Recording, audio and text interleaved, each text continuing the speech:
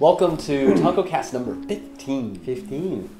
So this time our guest is Shuzo Shiota-san, our dear friend. Shuzo-san is the president and CEO, I believe, of Polygon Pictures. Polygon Pictures is one of the leading and the best animation, 3D CG animation studios in Japan. Yeah, they've worked on projects like Tron, Disney's Tron, animated Tron. And then television series, and of course we just found out that they won an Emmy Award for their latest work, which is Lost in Us, the Amazon Prime series that I think it'll premiere sometime this fall. But it's an amazing thing because we just recorded the day before the Emmy Awards, and they're talking about it, and then they actually won. And Shuzo-san is the first time I met Shuzo-san, he's an impressive guy. His English and his Japanese is both kind of immaculate. But beyond that, he's an incredibly intelligent, smart, savvy business guy who is really fun-loving and relaxed and easy to talk to. And just really somebody that immediately the first time you introduced me to him, I just felt like, oh my gosh, the more time we can spend with this guy, and if there's possibilities ever to work with him, he just is someone I feel like we can learn from. Right. He has this colorful outfit, so I always kind of have this contrast of like how sharp he is, but then again, it's exciting to always spend time with him. Yeah, so hopefully you get to enjoy this talk. He shared some inspiring story with us. Okay, so we have Mr. Shuzo Shiota here at Tonko House. Hi. He's the CEO of Polygon Pictures, one of the leading CG animation studios in Japan. Let's just go dive right in. Yeah, actually, so Shuzo-san, Yep. I know you've probably told this story many times, but I definitely was really fascinated when I first met you. You told me about how you ended up in this industry. Yeah. You actually started in the steel industry. Right. Can you talk about that a little bit? Tell a little bit the story, how you ended up at Polygon? Yeah. Wow. You want the long version, mid version, or the short version? Because depending on it goes way back to like when I was like, I don't know, really young and stuff. Well, it's my journey has been very unconventional in that I don't come from a artistic background. I come from more of a business background. Anyway, I mean, I knew I wanted to go into a steel company because I was infatuated by the process of manufacturing steel, and it just so happened that I was invited to see a steel mill. Now, I don't know if any of you have seen an actual steel mill, but it's tremendous, the scale of the factories and the precision of the operations, and the dedication of the factory workers working there. And I mean, everything is just like off the roof. It's pretty tremendous. And so I knew I wanted to go with steel mill, but unfortunately they didn't assign me to work in the mill, because Japan is a little weird in that the big corporations. So I got into this company called Nippon Steel. At that time, it's gone through mergers, and so now it's called different thing. But at that time, it was the biggest steel manufacturing company in Japan and one of the biggest in the world. And but the Japanese corporations tend to hire people based on their potential, not exactly what they've studied or what they've accomplished and stuff. And so I guess they've sort of like found a potential in me, in my ability to speak English and my personality, and probably that they thought I would be I would like doing some dynamic new things and stuff. And anyway, so the steel company was on, and this was like in the really early 90s, where the Japanese economy was booming still, and all these big companies were diversifying their businesses, going into new fields. And so the steel company decided, okay, we're going to go into computers. We're going to go into the business of computers, which sort of made sense because steel mill is run by computers. It's run by computers and people, and so they were one of the first companies to fully automate their processes, manufacturing processes and such. And they said, okay, well, since we have all these system engineers, why don't we utilize them and go into computer businesses, selling computers or selling computer systems? And they started out the business about a couple of years before I joined the company. So they decided, okay, Shuzo, we're going to place you in this division that manufactures notebook computers. And this, mind you, this was like 91, and so the CPU was like Intel 286, hard disks was like 5 megabytes and stuff, right? But they were going to create the cutting edge kind of notebook computers. And I was just flabbergasted because I never touched a computer in my life before then. And I sort of was professing never to touch a computer because I was sort of weird, socialist kind of guy where I thought computers made people stupid and it took jobs away from people. So I was professing, you know, I would not touch a computer. But then they put me there. But then I got really impressed by computers because it wasn't the image that I was thinking of. And then this was also the time where commercial internet started to be viable. And so I was thinking, wow, you know, now I'm in touch with all these people all over the world. Now we're bypassing, you know, geographical boundaries and such. And there's so much wealth of information that the internet can potentially provide to anybody. And I thought this was cool and stuff. So I started getting into computers, and you know, from the notebook computer division, we started going to systems integration and stuff, and so that's how I got to know computers and systems integrations business and whatnot. 6 years in the company, I learned a lot. I learned about how big corporations are run. I met a lot of really intelligent people, but then I started getting restless at around 28 because for no reason other than that I had this 30-year-old syndrome of I needed to be somebody by age 30, and I was counting the days till age 30. And by the time I became 28, I was thinking, I'm not going to make it. I'm not going to be somebody of worth by age 30 unless I do something different. Granted, I already had a family and everything, but I grew so restless to the point that I decided I needed to quit. But being, you know, coming from the background that I am, which was going through a normal university, I majored in international law, but I didn't become a lawyer or anything, so I was basically a generalist. Of course, I know systems integration businesses and sales and business development and whatnot, but I'm a generalist. And so people like me, unlike people like you, we're not destined to be somebody. There's no definite tool that we have that sort of defines us. And so I was just restless, but I didn't know what else I wanted to do. So I decided to quit. And then when I quit, one of my former coworkers, who was older than me, who had quit before, found me and said, you know, Shuzo, I heard you quit, and but what are you doing? I said, I haven't decided on what I wanted to do. And he got really worried because, like, Shuzo, man, it's like, you've got a family and stuff, you got to start working. And then it just so happened that former colleague Kevin was consulting for Polygon Pictures at that time, and this was in '96. And he says, like, hey man, dude, if you're not doing anything, I'm consulting for this company called Polygon. It's an interesting company. They do computer animation, and I'm giving consultation services to them to start up like a 3D CGI SNS network for kids.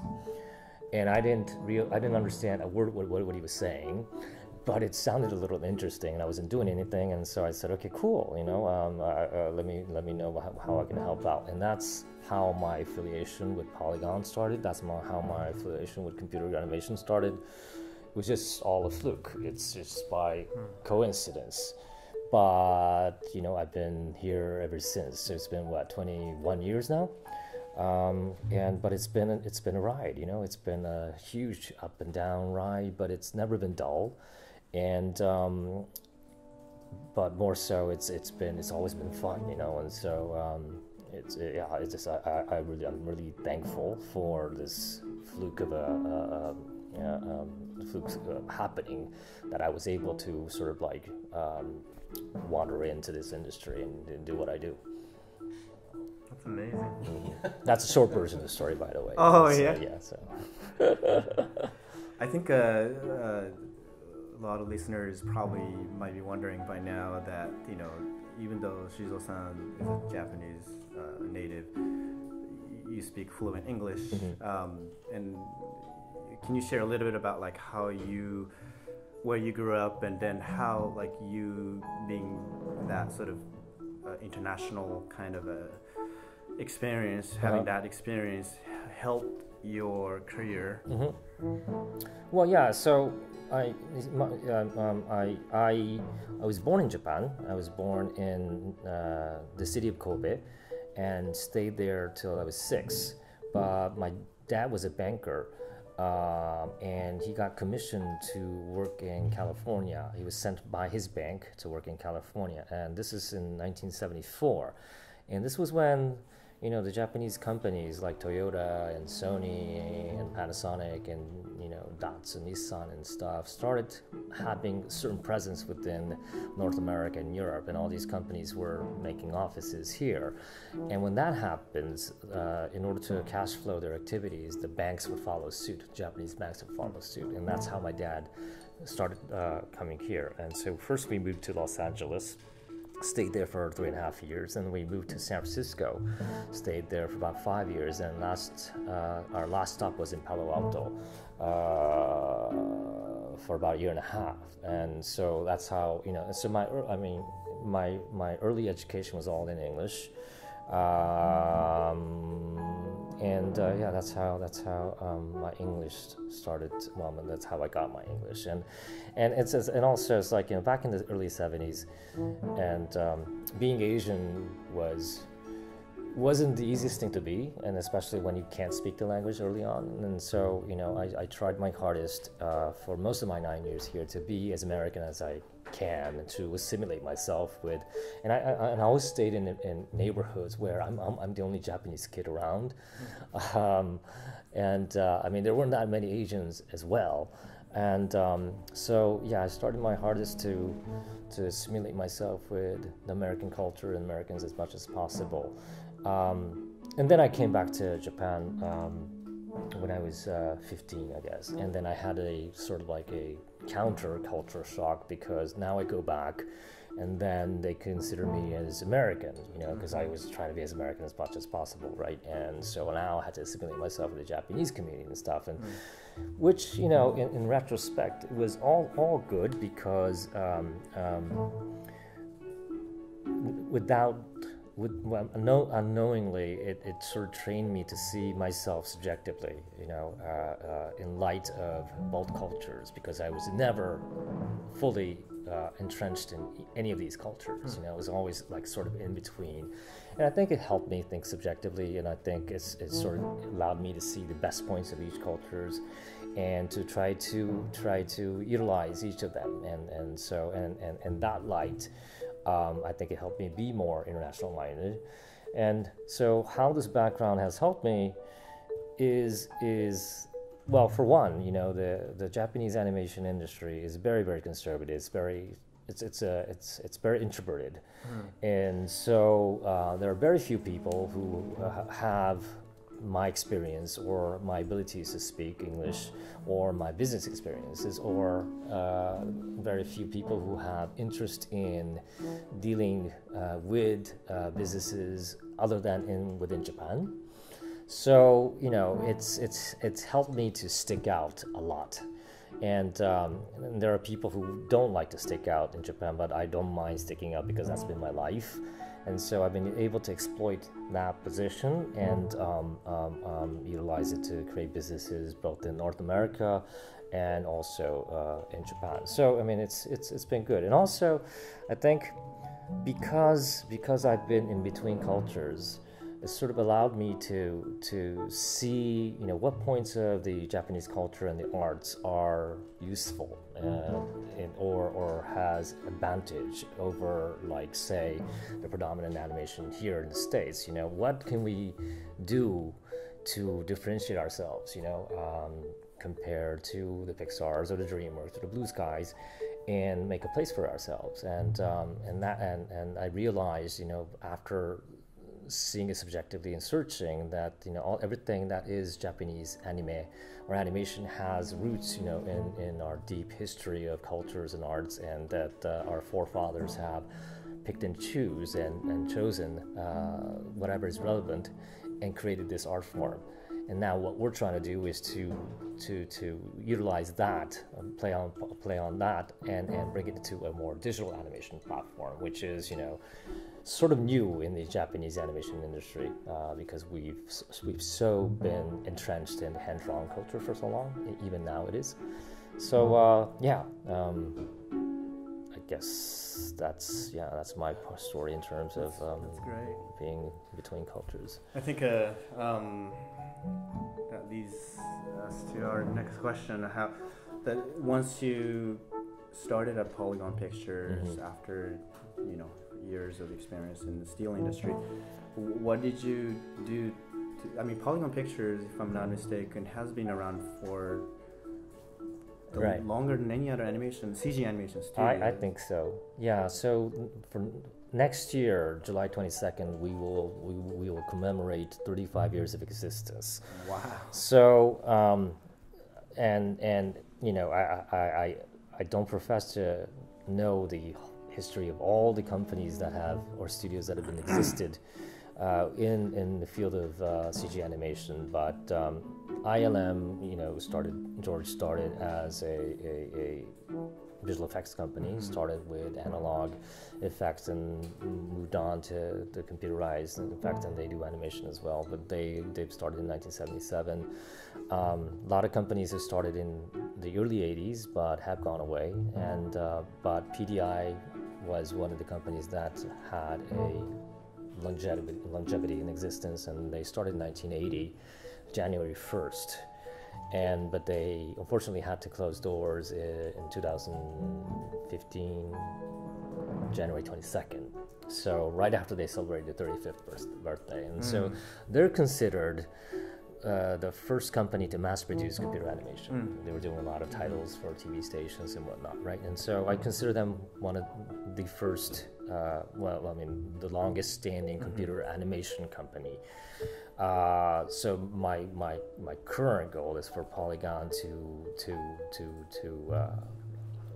go beyond their length of existence, which will be 22 days after July 22nd next year. So yeah, we've had a long history, thankfully. And I'm curious, like, what you brought to Polygon Pictures, which is 20-something years ago.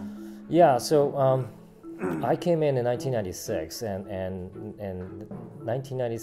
around 1996 is sort of like epoch making years, in that, as we all know, Pixar was successful in presenting Toy Story in 1995 and became a huge hit. And so this was the first time the world came to know that computer graphics can actually not only can pull off a feature-length film, but become a huge hit. And so from 95 onwards, everybody started to think about CGI animation for real. And so, Blue Sky followed, and DreamWorks followed, and since then, for a certain amount of years, all feature animation had to be CGI, right? And a lot of the other, studios around the world was seeing that notion. They were saying, "Oh, hey, we want to make CGI animation as well." Also coincided with the advent of console games.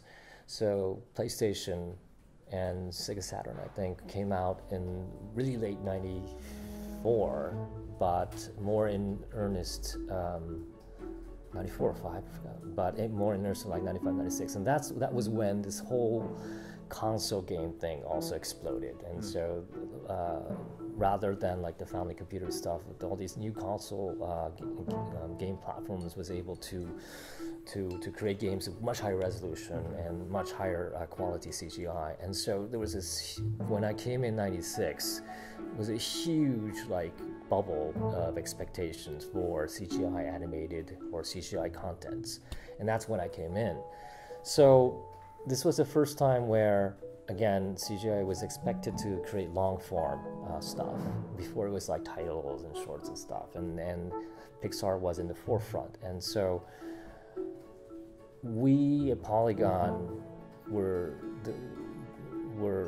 created a joint venture between Namco, the games company, and Sony Computer Entertainment, which produced the PlayStation games, and created a company called Dream Pictures Studio for the purpose of creating a $80 million CGI animated film, which would be distributed internationally. So we were hoping to, bump heads against the Pixars and the Blue Skies. And so when I came in, but we didn't have any knowledge in Japan about how to create a feature-length film. We didn't know the workflow, we didn't know the pipeline, and so we had to call upon our friends in the States who were working for studios here to teach us how you do that. And I also remember looking at Toy Story and all the end credits and stuff, and see what roles are there. And we were guessing, okay, what would this guy do, this role do? And we were sort of compiling our notes to try to decipher what the workflow is, and we were asking our friends and stuff. Anyway, so in the process of setting up the studio, I understood like computer networks and systems and stuff, but when we were researching the workflow, it just occurred to me that wow, this is just like manufacturing. It's we're manufacturing animated content, but the process in which is pretty much equal to manufacturing steel or automobiles or anything. It's a process, and so I thought that, well, wow, I do have a place here because I come from a manufacturing background. What's even better is that all the manufacturing is done with data, and it's solely in the studio, so it should be easier actually to manage and also to streamline because everything is trackable. I mean, data is trackable, and so that really excited me. And the other thing that excited me was that the people in the creative industry didn't think of it in that light. They thought that this creative process is a creative process where you cannot manage. You need the creative people, their room to think, and managing them is sort of like a counter to the whole creative process. And so they didn't share this mindset, and I thought that is also another advantage too, because I thought for sure that we can. So anyway,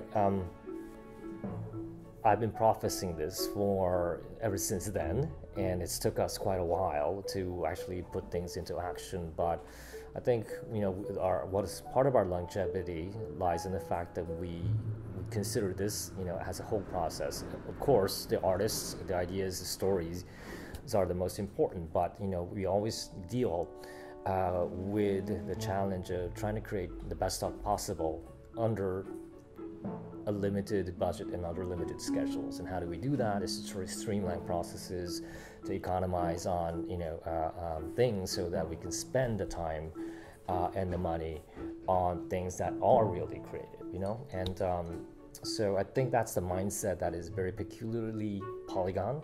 And part of it is my contribution coming from other industries to fuse both of these aspects. That's really cool. One thing you talked about, Shuzo-san, early on was this moment where you had to leave the steel industry because you felt like you were coming up on 30 and you wanted to be something.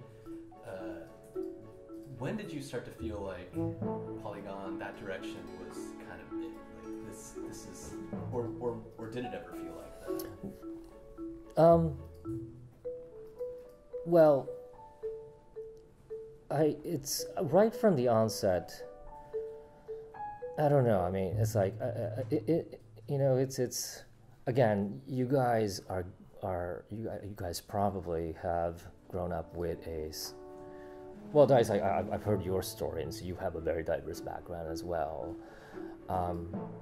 But up until like that time when I quit, and up until I met Polygon, I was sort of playing along the road that society had set and had expected anyone like me to abide by. Granted, I had a sort of like a interesting background in being in the States, in Japan, but I mean, you're expected to go to junior high school, you're expected to graduate high school, then you're expected to go to a pretty decent university, and then after graduating a pretty decent university, you're expected to go to a pretty decent company. That's like a set, path that you're expected, and then you're expected to marry, and you're expected to whatever. So, I've been sort of following the rules and the path that society expected without really finding my true passion. Then I came to Polygon, and I found it exhilarating. I mean, the fact that I met the founder of Polygon, Toshi, he was a charisma. Toshi Kawahara is the founder of Polygon. He was a charisma and somebody the type of person that I've never met before, a person of conviction and a person of a vision. And I really found that fascinating. I found fascinating that I'm part of an industry that is just about to, break out. Again, this was 96 when this is all the hype about CGI animation starting, so I was on the cusp of that. And I was, hyped that my background being both in the States and Japan is very useful in this field. I was excited that unknowingly my experience in the manufacturing sector is useful, and so all the things unknowingly came together, and all of a sudden my existence started making sense. So that was the excitement, and that excitement is continuous actually. It's been 21 years, but that still exists. And granted, all through the 21 years, the company that was formed, the joint venture, had to close down in 2.5 years because we couldn't come up with a story.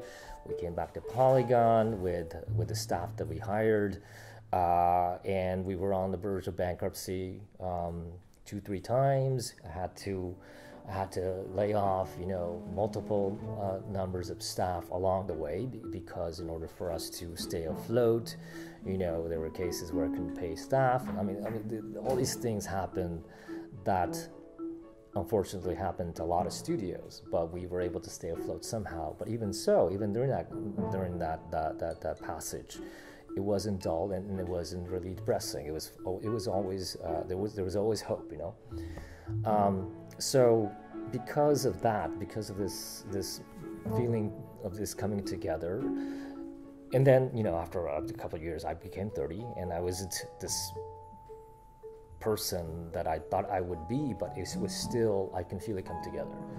And so that feeling is again like continuous. And so I'm going to be 50 this year, but it's always nice, it's always nice that I feel myself progressing and the company progressing and the people that I work with progressing. So that's fun.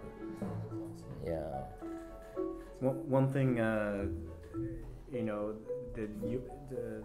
your unique sort of background of yours, coming from growing up in the States and still living, enough of your youth in Japan as well, and then working in a different industry than animation, and you come to Polygon Pictures. And I'm curious if you could talk about some of the working conditions of your staff members, and I've seen some of your talks before where I think outside of Japan, people have this perception of Japanese animation industry that they always work 24 hours and eating cup of noodles. And what's fascinating is that you brought that sort of strong management to help artists to really stay focused on creative and not waste time in other areas. Can you talk a little bit about what you've consciously tried to do with Polygon Pictures workflows and working conditions? Well, yeah, it's, I mean, but passion is the first and foremost important thing in our business, and passion, when we do have passion, we forget time, we forget, how much effort we're put into it, and that's all good and fine, but this is a business, that we are doing, and the core, the most elemental thing about business is that I think that you need to welcome another day. I mean, it's the core fight is to how do we continue, and so if we work in such a way where everybody's working 24 hours, it's constant overfull of work and whatever, and they don't go home, they don't eat healthy, they don't have family, whatnot. It's not a recipe for continuity, or it's not a recipe for longevity, and I don't believe that contributes to creativity. I think it deters from creativity, and so, I think, unless we're like total geniuses with different biological make, we need deadlines, we need restrictions, we need some sort of structure in order for us to be creative. And that is, okay, well, you come to work at a certain time, and then you go home by a certain time, you take a certain number of days off, and then you have to output this and that by this amount of hours, and go for it. And I think that given that restrictions and structures, most of us are able to be more creative, because it allows us to focus. And that's the basic concept of how I would like to run Polygon, and so yeah, that's been important. So we have a lot of like infrastructure, we have a lot of systems in place, whereby we track how much people progressed, and who's lagging behind, what we can do to help them recover, and all that kind of stuff.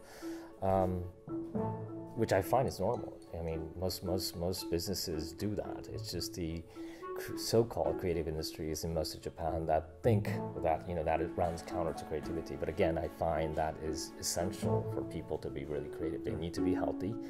They need to be mentally healthy, and they need to have the time to look outside their workplace and move around and see life, and see what's happening, and that would be the seeds of their new ideas, So, yeah, how do we create that time for them? I think is a very important thing. That's awesome. Yeah. Another thing, quickly, if we could talk about like.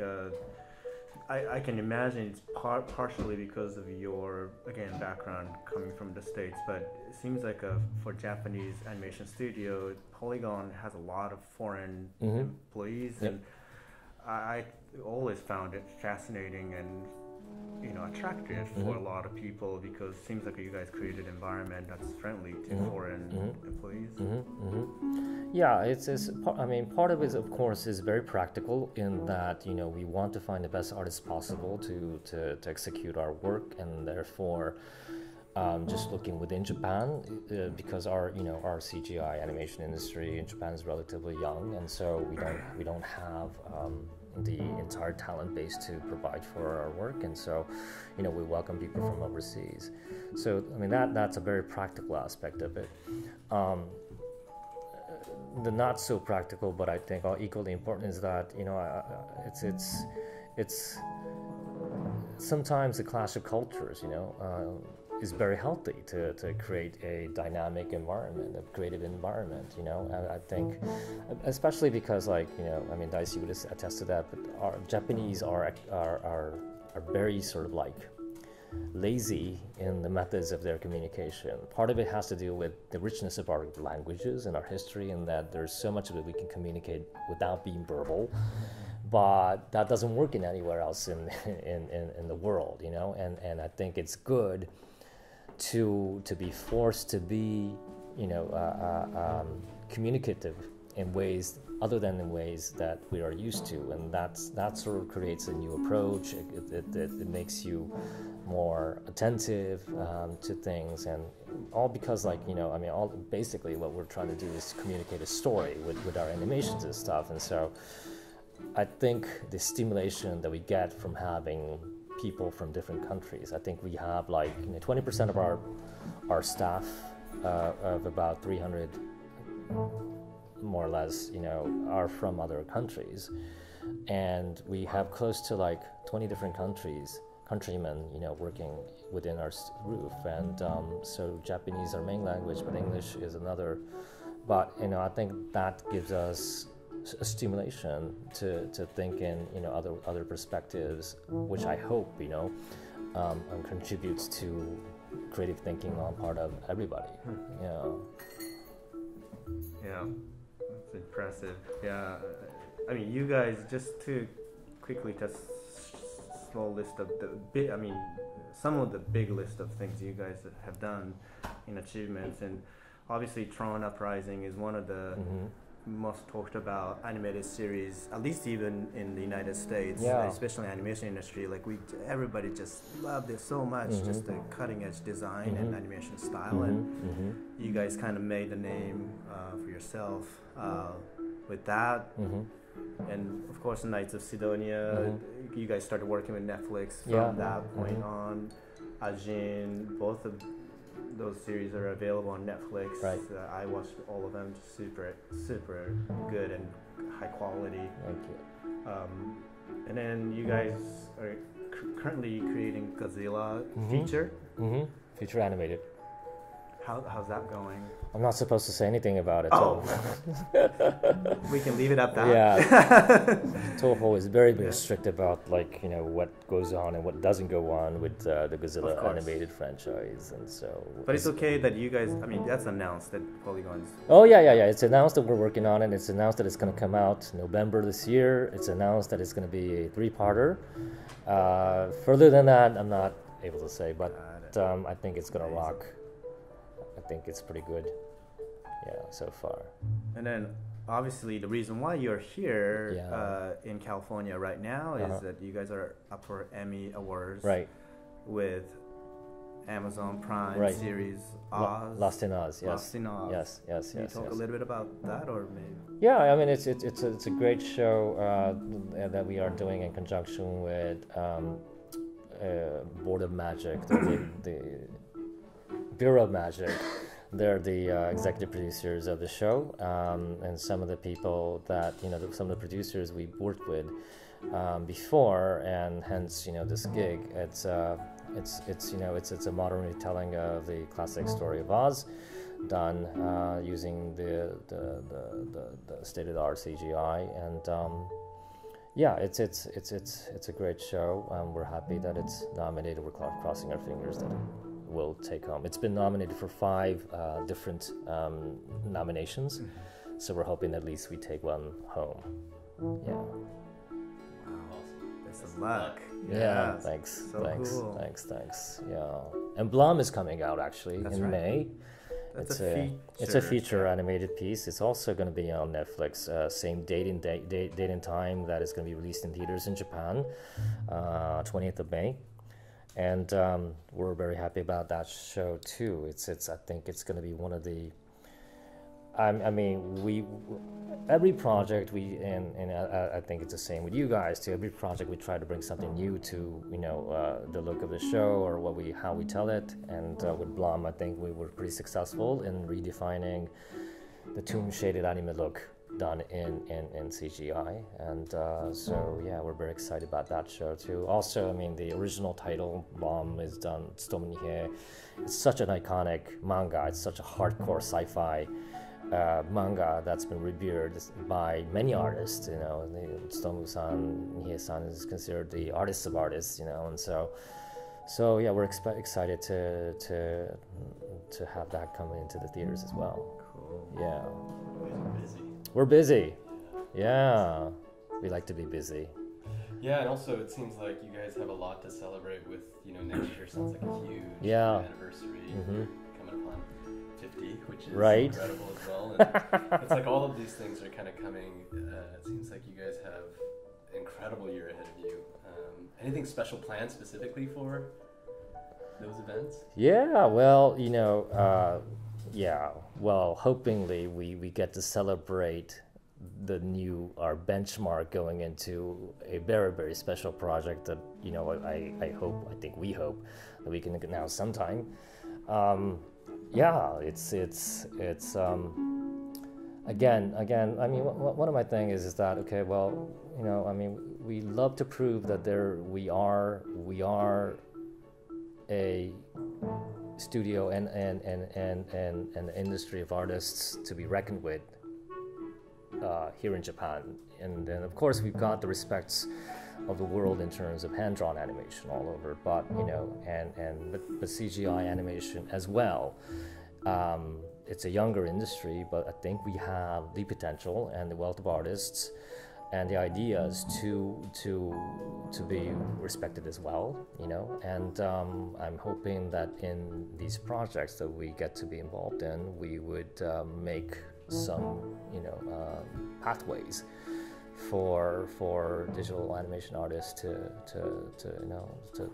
be revered as well in the international sector. So, yeah, bless you.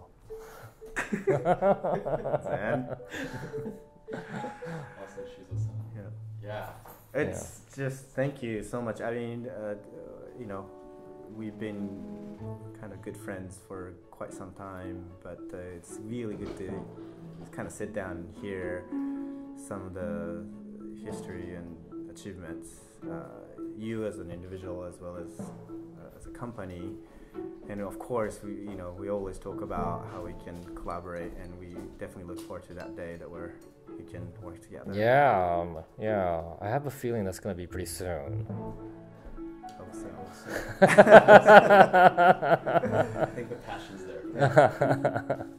Feeling is mutual. Right. Well, thank you very much. Hi. Thank Thank you. Shuzo-san. ありがとうございました。